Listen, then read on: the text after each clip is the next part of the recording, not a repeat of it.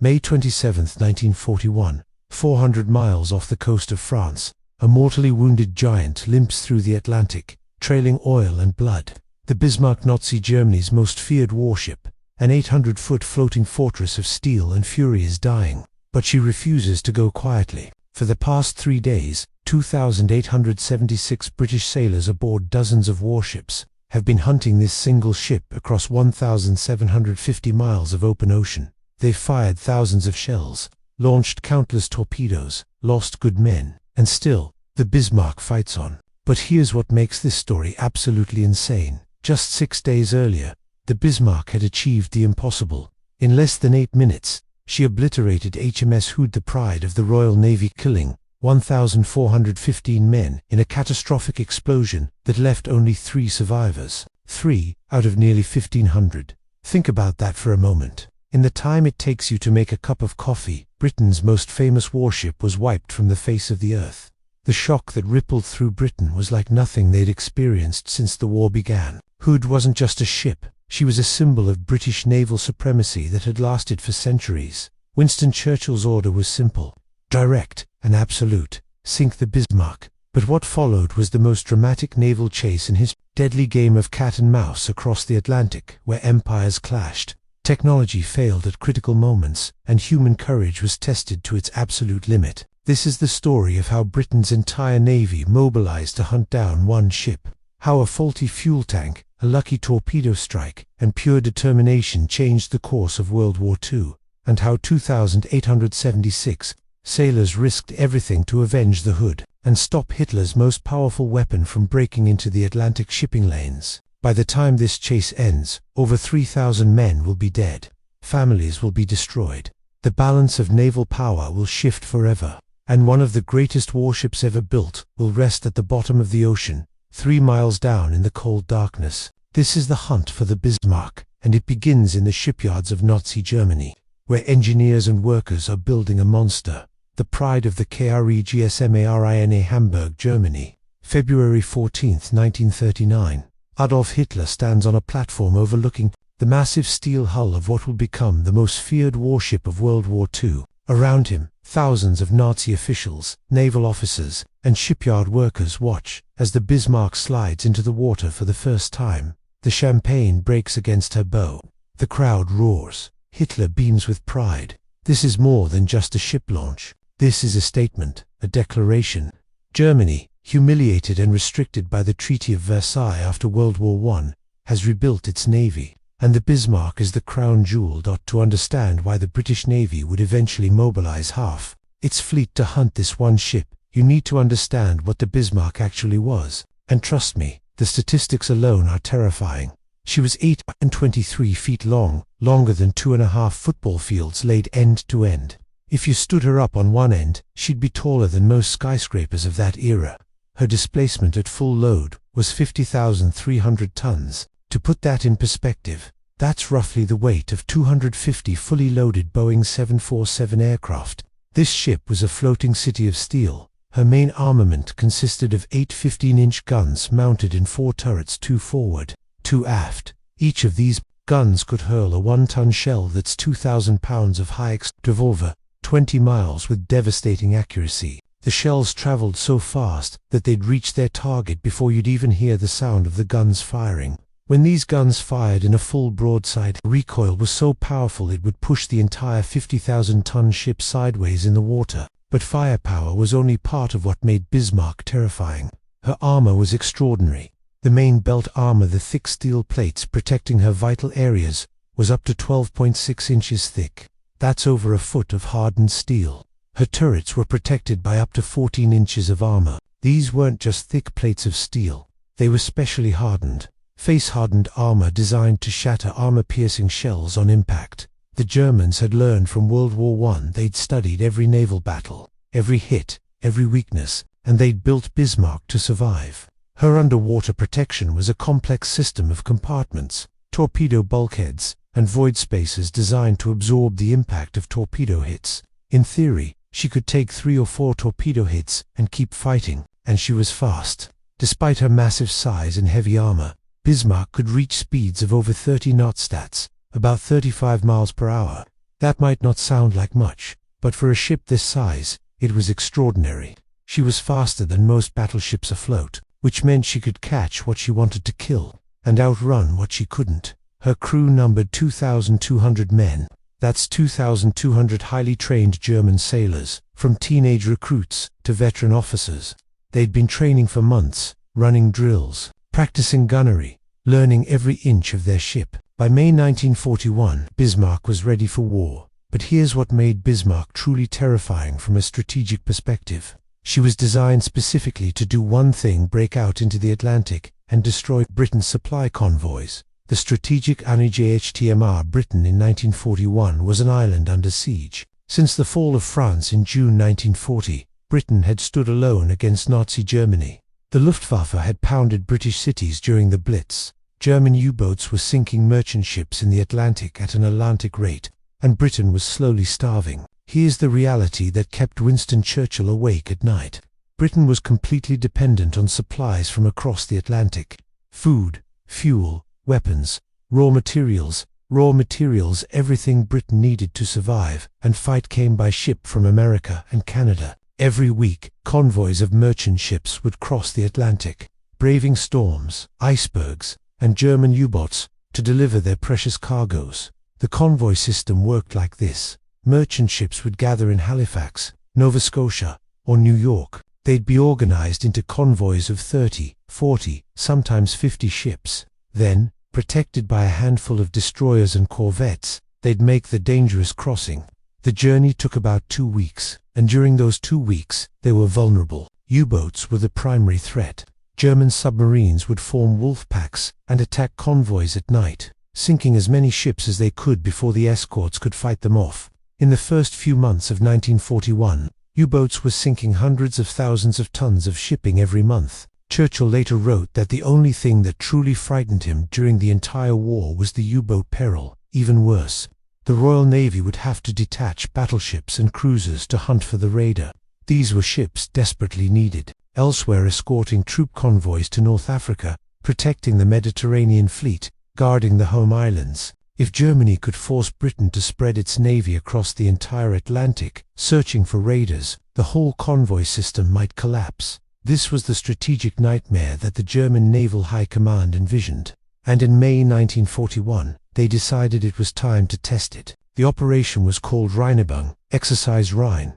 The plan was straightforward but audacious. Bismarck, accompanied by the heavy cruiser Prinz Eugen, would break through the Denmark Strait between Iceland and Greenland, enter the Atlantic, and attack the convoy routes. Even a few weeks of successful raiding could sink dozens of ships and force Britain to reorganize its entire naval strategy. The officer chosen to command this operation was Admiral Günther Lütjens, one of Germany's most experienced naval commanders. Lütjens was 52 years old, a career naval officer who'd commanded ships in World War I. He was professional, methodical, and cautious, perhaps too cautious, as events would prove. Their first stop was Korsfjord, near Bergen, Norway, where they would refuel before making the dangerous dash through the Denmark Strait. The voyage to Norway was uneventful. The weather was good.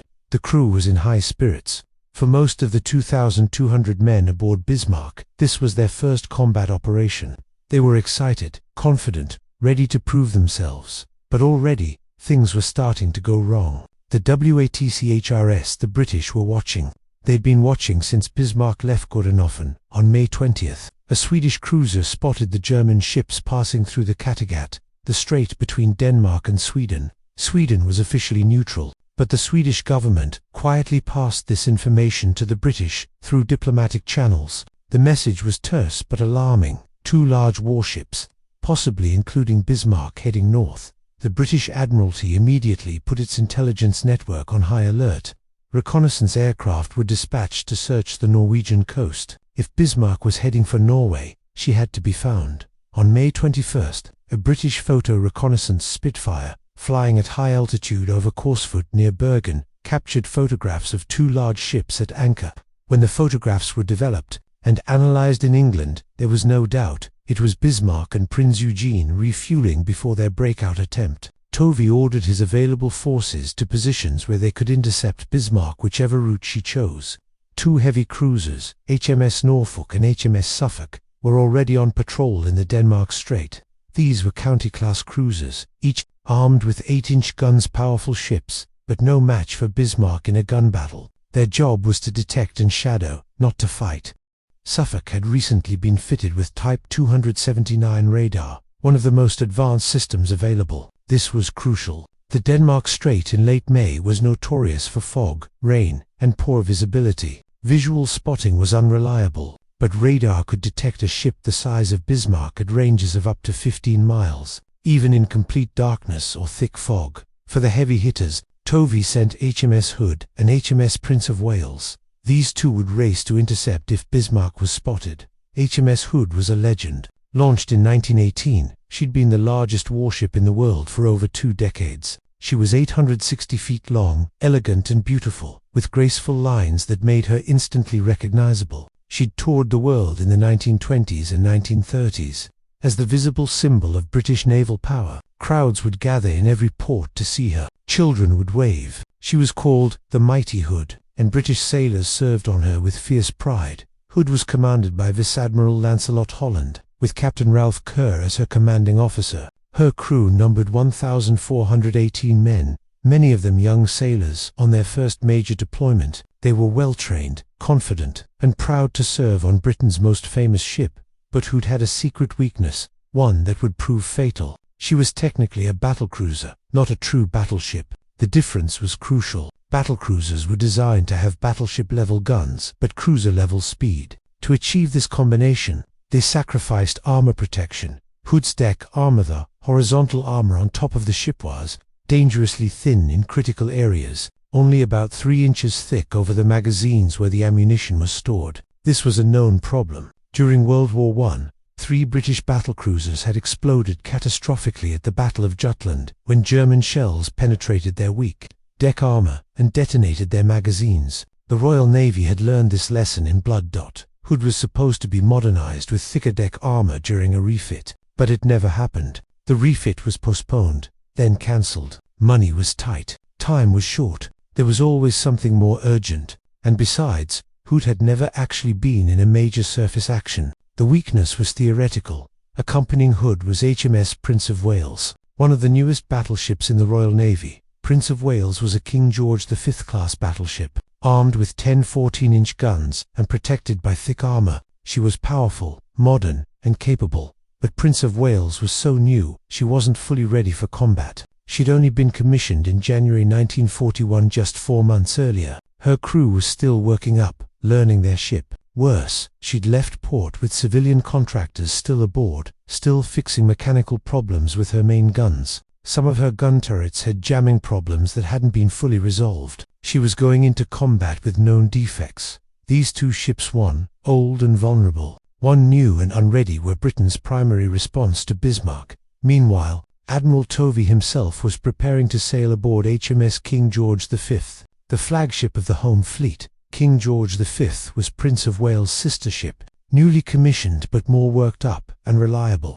Tovey would also have HMS Victorious, an aircraft carrier, and several cruisers and destroyers, but there was a problem of timing and distance. Scapa Flow, the home fleet's main base in the Orkney Islands north of Scotland, was hundreds of miles from the Denmark Strait. If Bismarck made her move quickly, Hood and Prince of Wales might have to fight her alone. Before Tovey could arrive with reinforcements, on May 22nd, British reconnaissance aircraft flew over Corsfjord again. The photographs showed the berths empty. Bismarck and Prince Eugene were gone. The hunt was on. Into the Strait, Bismarck and Prince Eugene steamed north along the Norwegian coast, hugging the coastline, using the Norwegian mountains and poor weather to hide from British reconnaissance aircraft. Admiral Lütjens knew that the British knew he'd been in Bergen. He knew they'd be looking for him. Speed and stealth were essential. The plan was to transit the Denmark Strait at high speed, break into the Atlantic, and then separate. Prince Eugene would conduct independent commerce raiding, while Bismarck attacked convoys. If the British tried to chase them, they'd have to split their forces, and the Germans could use their superior speed to avoid unfavorable engagements. But Lütjens was worried. He'd received intelligence reports that British heavy ships were moving to intercept. He knew that Hood and Prince of Wales were out there somewhere, and while he was confident in Bismarck's ability to fight, He also knew that taking damage before reaching the Atlantic would compromise the entire operation. The Denmark Strait in late May is one of the most forbidding waterways in the world. It's about 300 miles wide at its narrowest point, between Iceland and Greenland, but pack ice extends from Greenland, reducing the navigable width to less than 100 miles. The weather is typically awful fog, rain, rough seas, and near freezing temperatures, and in May, there are only a few hours of true darkness. This was the gauntlet Bismarck had to run, and the British were waiting. HMS Norfolk and HMS Suffolk had been patrolling the Denmark Strait for weeks. It was miserable duty. The weather was cold and wet. The seas were rough. Visibility was often reduced to a few hundred yards in fog and snow.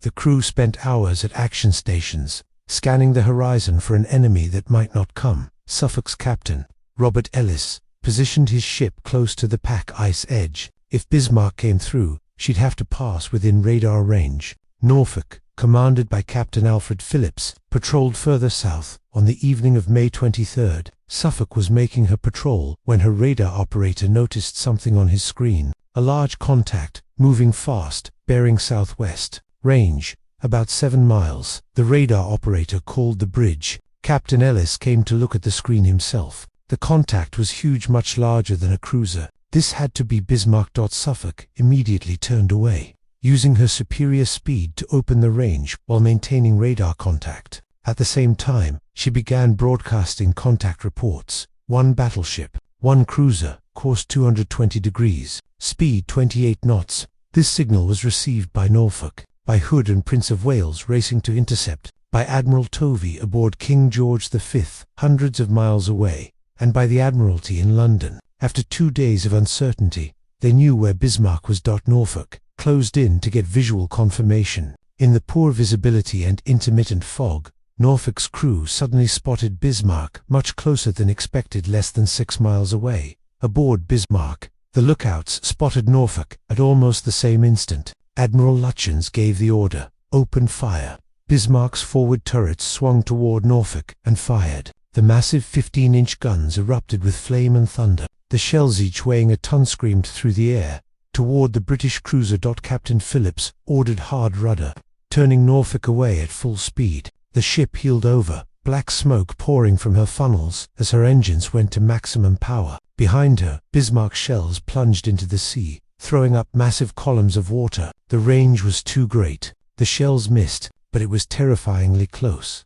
Norfolk disappeared into a fog bank, her heart pounding. She'd been seconds away from destruction, but she'd done her job. Bismarck's position was confirmed. Now, Suffolk and Norfolk settled into the dangerous game of shadowing. They stayed about 10 to 15 miles behind Bismarck, just at the edge of radar range, far enough to be safe from her guns, but close enough to track her. Every few minutes, they'd broadcast position reports. Aboard Bismarck, Admiral Lütjens was frustrated. He'd hoped to slip through the Denmark Strait undetected. Now the British knew exactly where he was. He could try to shake off the shadowing cruisers, but that would take time and fuel. Better to press on, break into the Atlantic, and deal with whatever British forces tried to intercept him. He didn't have to wait long. At approximately midnight, Hood and Prince of Wales, racing westward at 27 knots, received a position update from Suffolk. They were closing fast on Bismarck's track. By dawn, they'd be in gun range.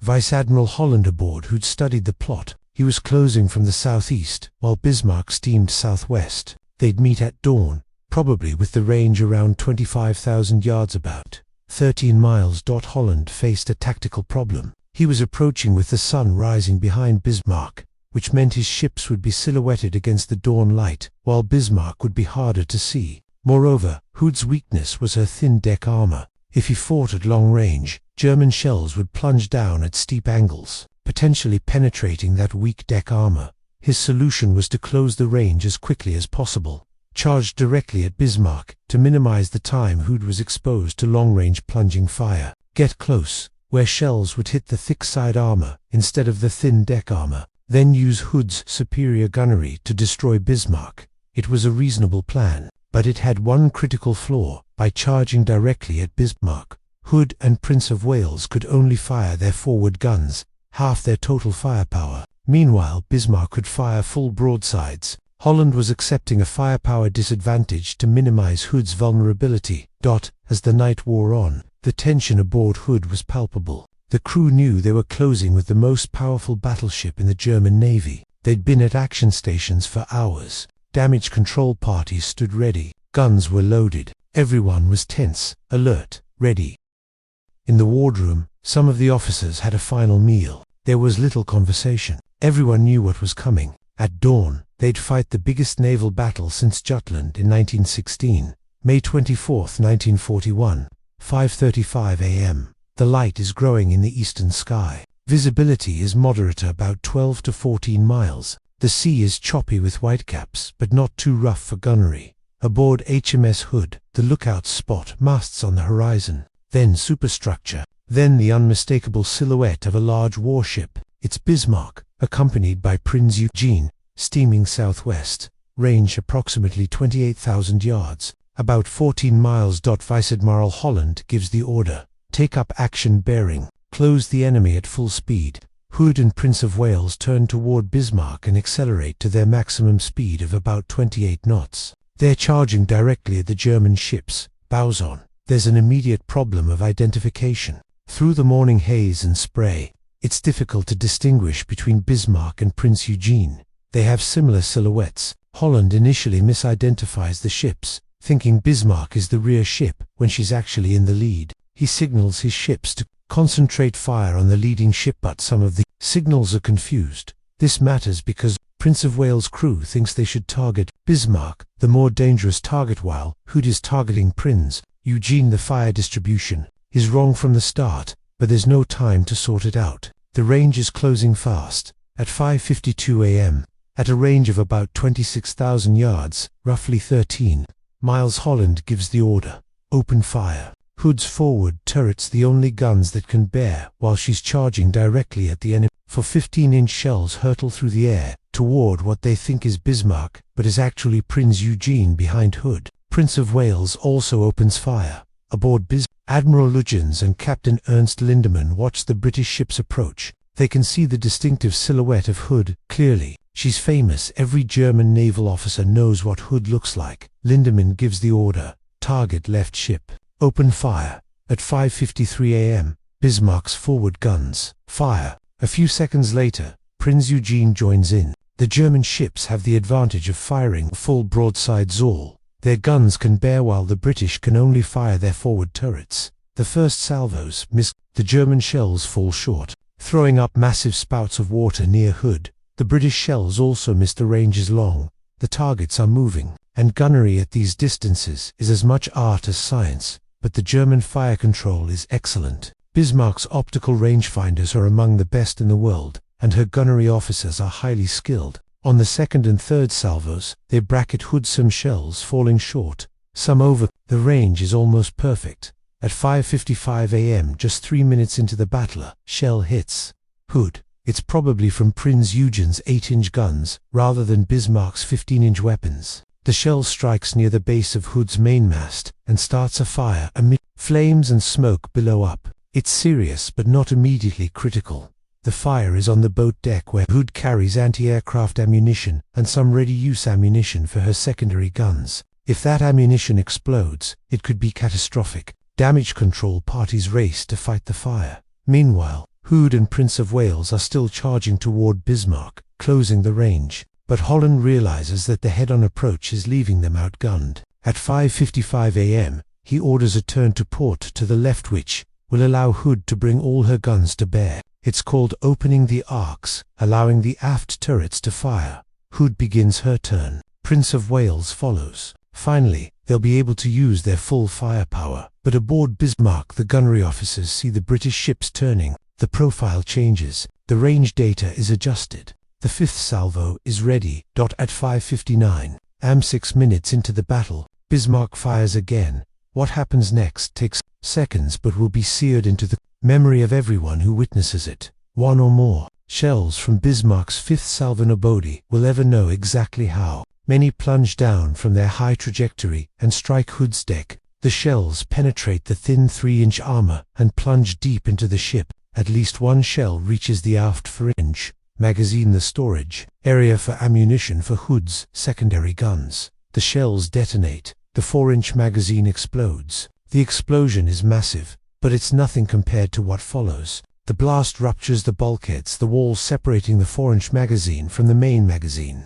where the ammunition and propellant for Hood's 15-inch guns are stored. The main magazine contains tons of cordite propellant. Cordite is incredibly explosive. When it goes off, it doesn't just explode, it detonates. A supersonic wave of destruction. The main aft magazine explodes with unimaginable force. The explosion literally breaks Hood's back. The entire aft section of the ship, everything behind the main mast, is blown apart. Massive pieces of steel, entire gun turrets, sections of hull plating are thrown hundreds of feet into the air. The explosion is so powerful that officers on Prince of Wales, more than a mile away, feel the blast wave wash over them. A fireball climbs hundreds of feet into the sky. For a moment, it looks like a gigantic orange flower blooming in the middle of the ocean. Then the forward section of Hood, still largely intact, rises almost vertically out of the water. The propellers are still turning. The bow points toward the sky at an impossible angle. For a few seconds, she hangs there, like a tombstone. Then she slides backward beneath the waves. From the initial explosion to clue disappearing beneath the surface, less than 3 minutes. Out of 1,418 men aboard HMS Hood, only 3 survive.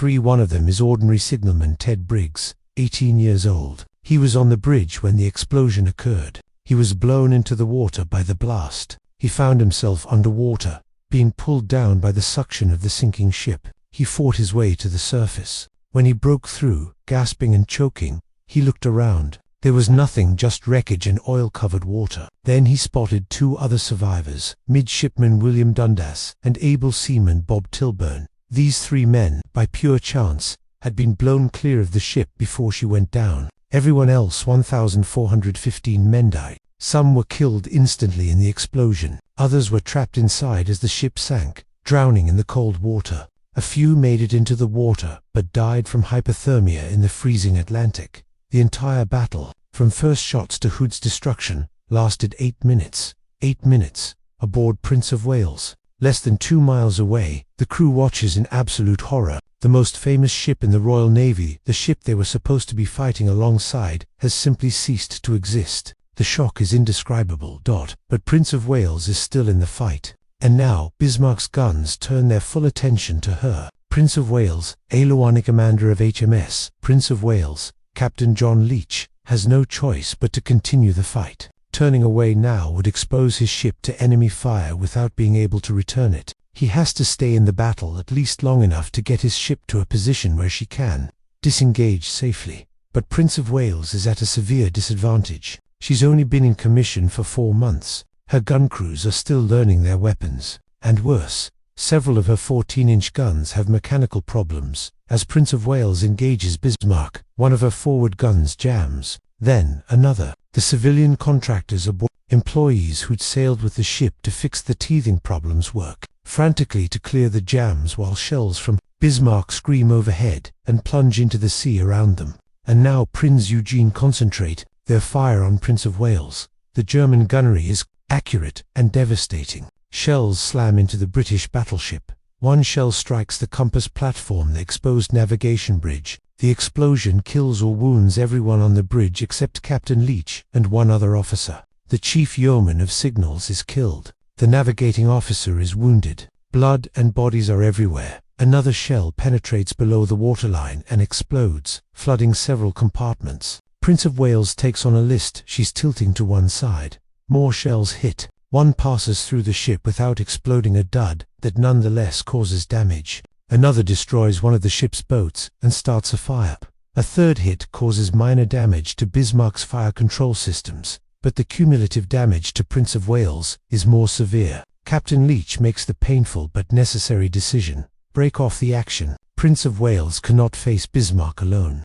Not with mechanical problems and mounting damage. At approximately 6:13 a.m., Prince of Wales turns away, making smoke to obscure her retreat. Bismarck and Prince Eugene fire a few more salvos as she withdraws, but Prince of Wales escapes into the mist and smoke. The Battle of the Denmark Strait is over. Total duration of actual combat, approximately 21 minutes. British losses are catastrophic. HMS Hood, the pride of the Royal Navy, is destroyed with 1,415 men dead. HMS Prince of Wales is damaged, with 13 dead and many wounded, and is forced to retreat. German losses appear minimal. No ships sunk, but Bismarck has taken 3 hits, and one of those hits, the one that ruptured the fuel tank, will prove fatal to her entire mission.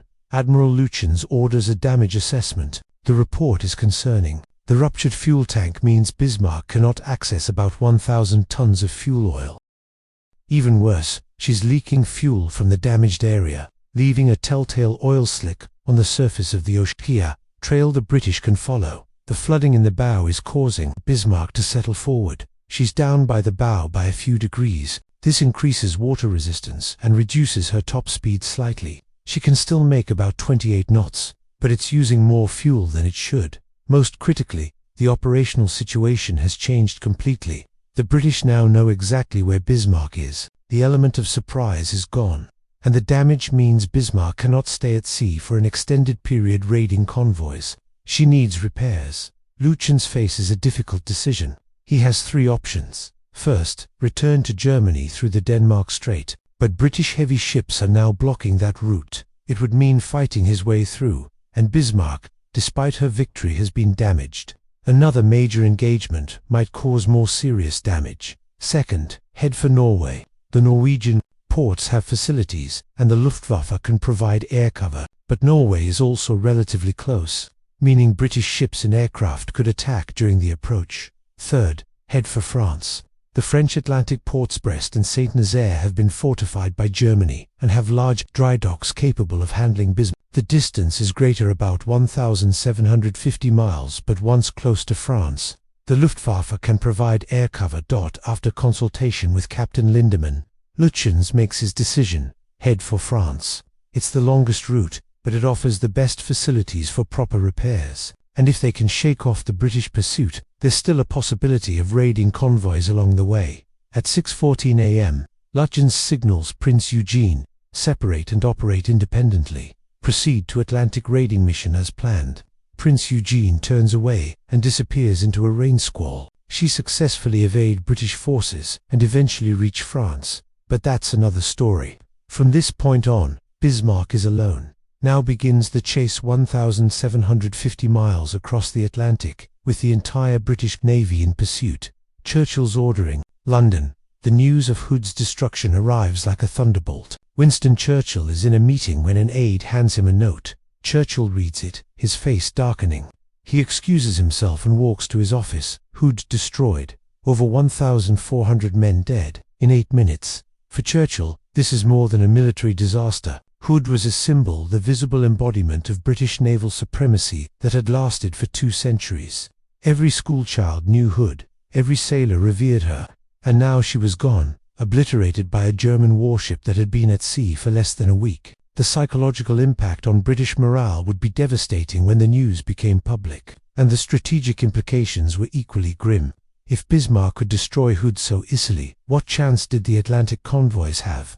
Churchill's order is simple, direct, and absolute. He summons Admiral Dudley Pound, the first Sea Lord, and tells him, "Sink the Bismarck.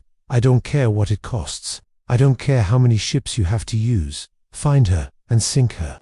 This isn't just a military order. This is personal. This is about revenge, yes, but it's also about restoring British prestige, about proving that Britain can still defend its sea lanes, about showing Germany and America, which is still neutral, that the Royal Navy remains supreme.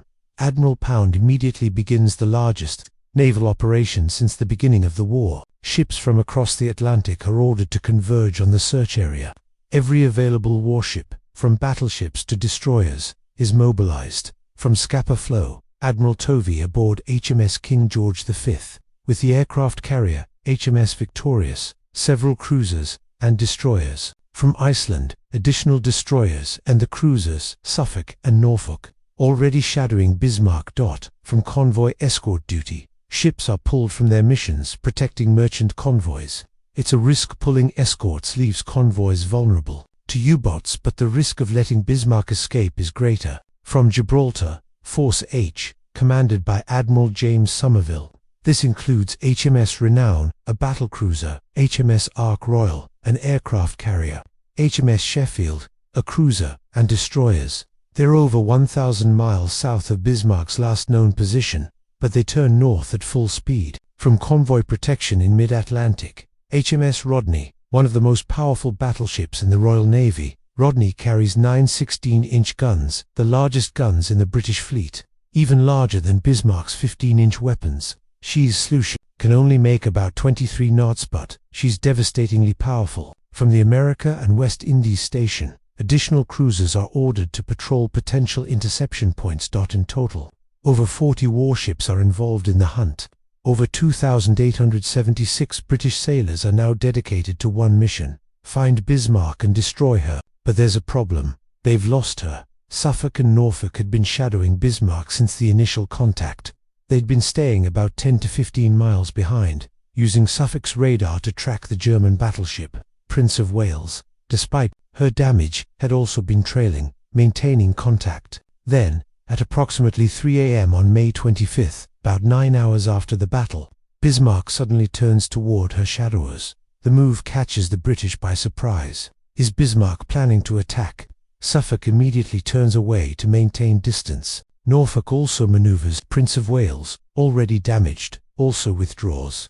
When the British ships turn back toward Bismarck's last position, using radar to search, there's nothing. The radar screen is empty. Bismarck has disappeared. For the next 31.5 hours, the British have no idea where Bismarck is. She could be heading back to Germany. She could be heading for Norway. She could be continuing into the Atlantic. She could be anywhere in thousands of square miles of ocean. Admiral Tovey aboard King George V faces an agonizing decision. Where is Bismarck going? He has to guess correctly, or Bismarck will escape. Tovey studies the intelligence reports, the fuel calculations, the damage assessments. His staff debates the possibilities. The most likely option seems to be Norway. Bismarck was damaged. She needs repairs, and Norway is the closest port with adequate facilities. Tovey orders his forces to positions that would intercept Bismarck if she's heading for Norway. King George V turns northeast. Other ships adjust their courses accordingly, but Tovey is wrong. Bismarck isn't heading for Norway. She's heading for France, steaming southeast at high speed. Every hour Bismarck gets farther away from the British ships chasing her in the wrong direction. Meanwhile, Admiral Lütjens aboard Bismarck believes he's still being tracked by British radar.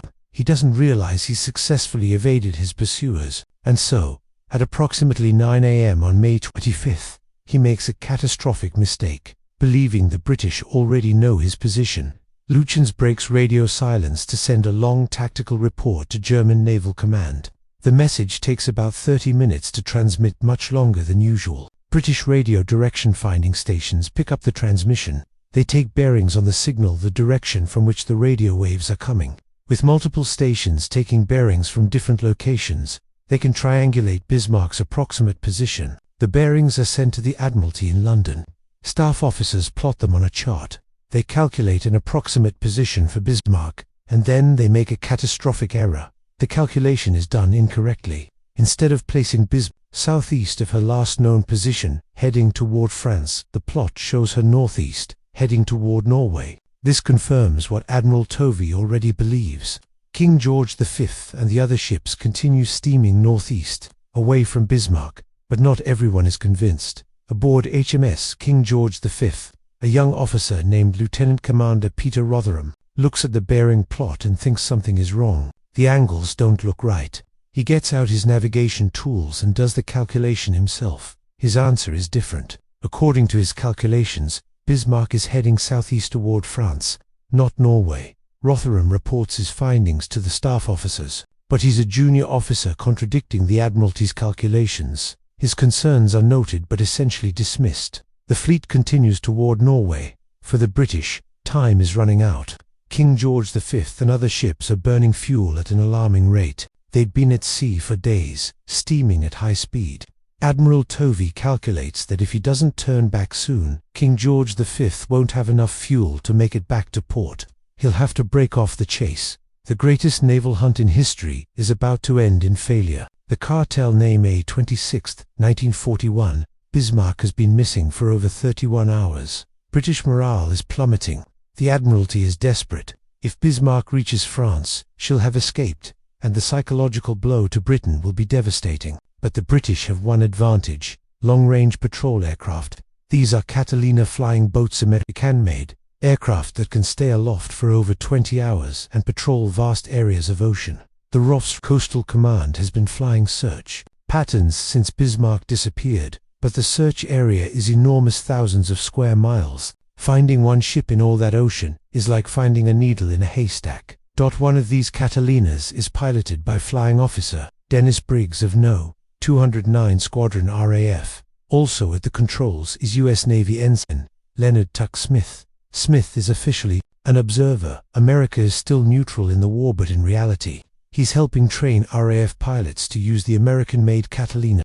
And on this flight, he's sharing the flying duties. They've been airborne for hours, flying a search pattern 700 miles west of Brest, France. The weather is awful. Low clouds, rain, rough seas below. Visibility is poor. They've seen nothing but empty ocean. The crew is tired, cold, and increasingly pessimistic. They have maybe another hour of fuel before they'll have to turn back. Then at 10:30 a.m., co-pilot Ensign Smith spots something. A wake. A ship's wake cutting through the rough seas. They descend for a closer look, breaking through the clouds. There she is. A massive battleship, unmistakable profile, steaming southeast at high speed. It's Bismarck. The Catalina immediately radios, "One battleship, bearing 240 degrees, 5 miles, course 150 degrees, speed 20 knots. My position 4,933 feet N, 2,147 feet W." The signal is received by multiple British ships and by the Admiralty. After 31 hours of uncertainty, they have her. But the situation is still desperate. Bismarck is now only about 690 miles from Brest. At her current speed, she reached French waters and German air cover in about 30 hours. Most of the British heavy ships are too far away to intercept in time, except one, Force H, coming up from Gibraltar, is in a position to intercept. Admiral Somerville's ships have been racing north at full speed for 2 days. HMS Renown, HMS Ark Royal, HMS Sheffield, and destroyers are now about 120 miles from Bismarck's position. But there's a problem. Renown is a battlecruiser, not a battleship. She's fast and has powerful guns, but her armor is thinner even than Hood's. If Renown tries to fight Bismarck alone, the outcome could be another disaster. Somerville needs to slow Bismarck down. If his aircraft carrier, Ark Royal, can launch a torpedo attack and damage Bismarck, particularly her engines or steering, then the heavier British ships might catch up. It's the last chance. If Ark Royal's aircraft can't stop Bismarck, she'll escape. Ark Royal begins preparing for a torpedo strike. The aircraft to be used are Ferry Swordfish, obsolete-looking biplanes that appear to belong to World War II, rather than World War II. Their slow maximum speed about 140 miles per hour. They're fabric-covered, not metal. They look absurdly vulnerable, but the Swordfish has advantages. It's very stable at low speeds, which makes it an excellent torpedo bombing platform. It can operate in weather that would ground more modern aircraft, and its slow speed actually makes it harder for anti-aircraft gunners to track the shells, often pass in front of the aircraft because the gunners lead too much. Meanwhile, HMS Sheffield is ordered to race ahead and make visual contact with Bismarck, then shadow her and radio position updates. This will help the Swordfish find their target. At 2:50 p.m., Ark Royal launches 15 Swordfish for the first strike. The carrier is pitching violently in the heavy seas waves, up to 35 feet high. Taking off from a pitching carrier deck in these conditions is incredibly dangerous. One miscalculation and an aircraft could crash into the sea or into the carrier's superstructure. But the Swordfish get airborne. They form up and head toward Bismarck's last known position. The weather is terrible. Rains, low clouds. The aircrews navigate by dead reckoning, calculating position based on speed, heading, and time. It's easy to get lost. Then, through a break in the clouds, they spot a ship, a large warship. It must be Bismarck. The Swordfish split up to attack from different directions. They dive down toward the ship, flying just above the wavetops. At about 1,000 yards, they release their torpedoes. Then, to their absolute horror, the ship turns in. They recognize the distinctive profile. It's HMS Sheffield. They've just attacked their own cruiser. The realization hits like a punch to the gut. They've committed the ultimate error, firing on friendly forces. The embarrassment is total. The shame is overwhelming. But there's a small piece of good news. Most of the torpedoes are duds. The magnetic detonator supposed to explode when passing under a ship's magnetic field malfunction and explode prematurely. Sheffield's captain sees the torpedoes coming and takes evasive action, dodging the few that don't malfunction. No damage to Sheffield. But the humiliation for the air crews is complete. The Swordfish return to Ark Royal. The debrief is brutal. How could they mistake Sheffield for Bismarck? The ships looked completely different. It's inexcusable, but there's no time for recriminations. The magnetic detonators are clearly unreliable. They've been a problem throughout the war. The armorers on Ark Royal work frantically to replace all the magnetic detonators with contact detonators, simpler devices that only explode when they physically hit something.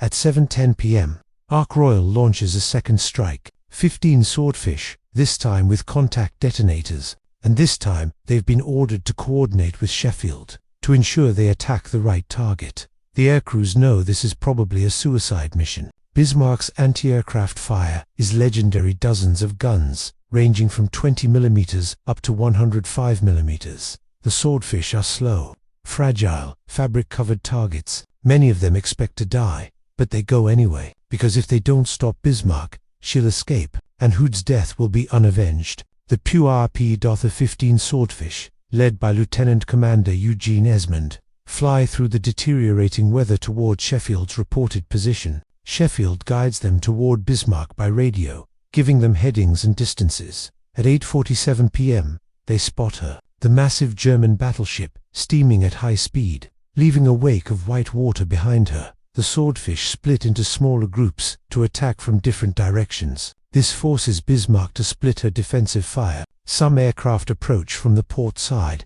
others from starboard, others from aft. It's coordinated chaos designed to maximize their chances. As the Swordfish begin their attack runs, Bismarck opens fire with everything she has. The sky fills with tracers, streams of glowing bullets. Anti-aircraft shells explode all around the slow-moving biplanes, filling the air with shrapnel. The noise is deafening. The Swordfish press on, flying at wavetop heights, sometimes only 20 or 30 feet above the ocean. The pilots can feel the spray from the massive waves hitting their faces. One wrong move, one moment of inattention, and they'll fly straight into a wave. At about 1,000 yards, just over half, a mileage aircraft releases its torpedo. The 18-inch torpedo drops into the water with a splash. Its engine starts, and it begins its run toward Bismarck at about 40 knots. The pilots bank hard, pulling up and away, engines screaming. Behind them, their torpedoes race through the water toward the German battleship. Aboard Bismarck, Captain Lindemann and the helmsman take violent evasive action. The massive ship turns hard, heeling over as she tries to comb the torpedo tracks, turning to present the smallest target profile. It's incredibly skillful ship handling. Most of the torpedoes miss. Bismarck's evasive maneuvering is too good. Then, at approximately 8:50 p.m., one torpedo strikes Bismarck amidships on the port side. There's an explosion. A column of water shoots up the side of the ship. Damage, but not critical. The torpedo bulges. The underwater protection system absorbs most of the blast. Bismarck shudders, but continues steaming. The aircraft continued their attacks. More torpedoes in the water. More violent maneuvering by Bismarck. Then, at approximately 9:15 p.m., another torpedo strikes. This one hits Bismarck's stern, the rear of the ship just forward of the rudders. This one is different. The explosion occurs right next to Bismarck's steering gear, the complex system of rudders, hydraulics, and machinery that controls the ship's direction. The blast jams the port rudder hard over to a 12-degree angle. Worse, the explosion damages the machinery that controls the rudders. Immediately, Bismarck begins turning to port to the left in a wide circle. On the bridge, Captain Lindemann and Admiral Lütjens realize something is wrong. The ship isn't responding to the helm. They're turning, unable to steer a straight course. Damage control parties rush to the stern. They find the problem immediately. The port rudder is jammed hard over, and the machinery to control it is destroyed. They try everything they can think of.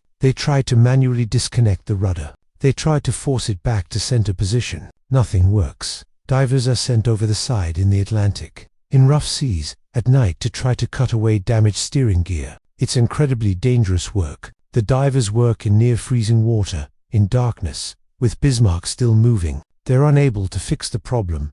Engineers try to use the ship's propellers to steer.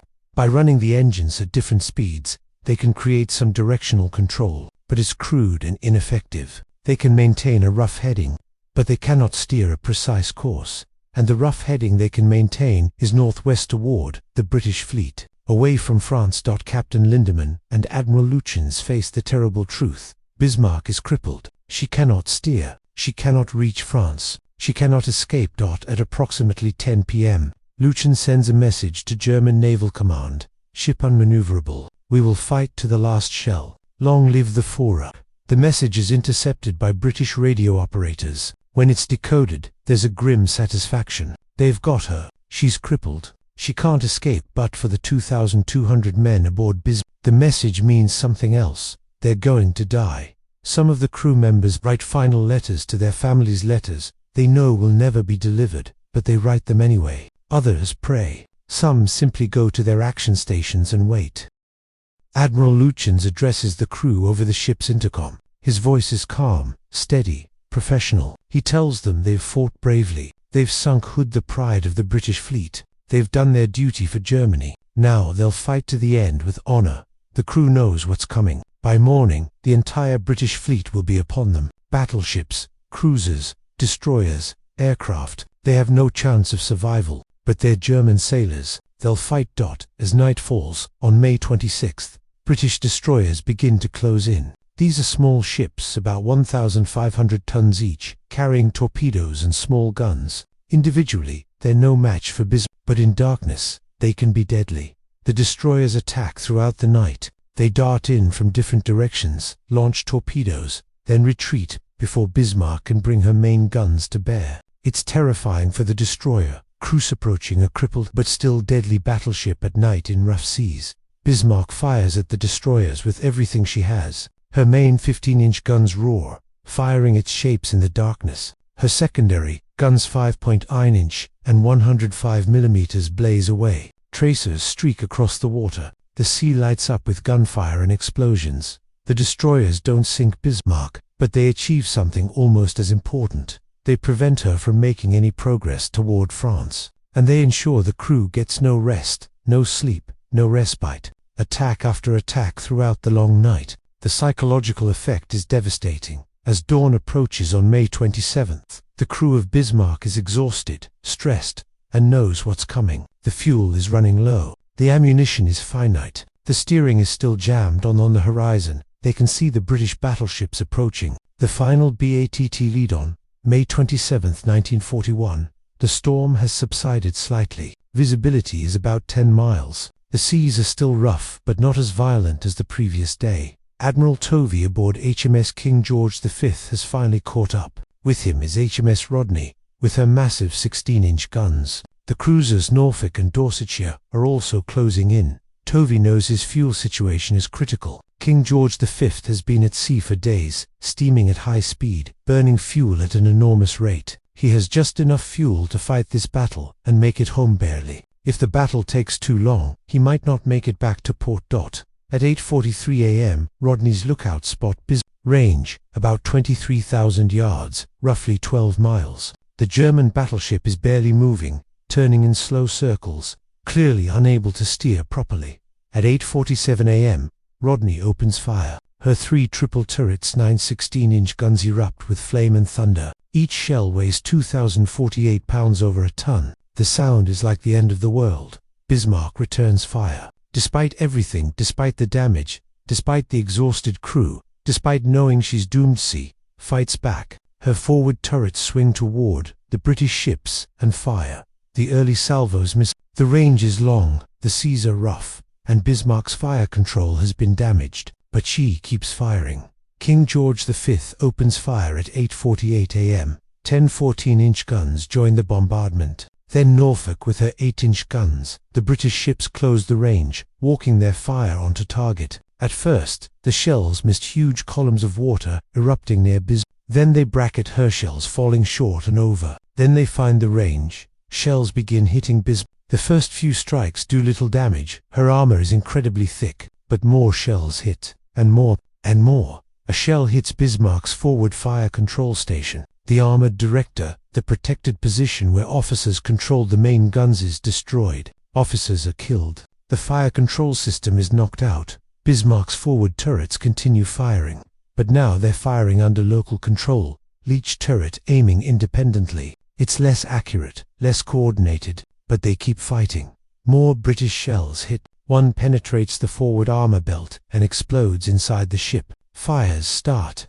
Another hits a secondary gun mount, destroying it and killing the crew. The British ships continue to close. Now the range is down to about 16,000 yards, 8 miles. The British ships are firing rapidly, pouring shells into Bismarck. At approximately 9:02 a.m., just 15 minutes into the battle, a shell hits Bismarck's forward turrets. Anton and Bruno, the two forward turrets, are knocked out. They stop firing. Smoke pours from the turret hatches. Now only Bismarck's aft turrets, Caesar and Dora, can return fire. But they keep shooting. Even though the ship is clearly dying, the guns keep firing. More hits. A shell penetrates the armor and explodes in the superstructure. The bridge is hit. Captain Lindemann is on the bridge when it's struck. He's killed almost instantly. Admiral Lütjens is either killed around this time or has already been killed earlier in the battle. Nobody knows exactly when or how he died. With the senior officers dead, command falls to junior officers and petty officers, but they keep the remaining guns firing, even in the face of overwhelming force, even knowing they have no chance. They fight on. The British ships close to point-blank range, less than 3,000 yards, about 1.5 miles. At this range, even the cruiser's 8-inch guns can penetrate Bismarck's armor. By 10 a.m., Bismarck is a floating ruin. Not a single gun is still firing. The ship is listing heavily. Fires raged throughout, but she's still afloat, a testament to German engineering and the incredible strength of her construction. Admiral Tovey is running critically low on fuel. He's pounded Bismarck for over an hour. He's fired hundreds of shells, but he has to leave soon or risk running out of fuel before reaching port. He orders Dorsetshire, finish her with torpedoes.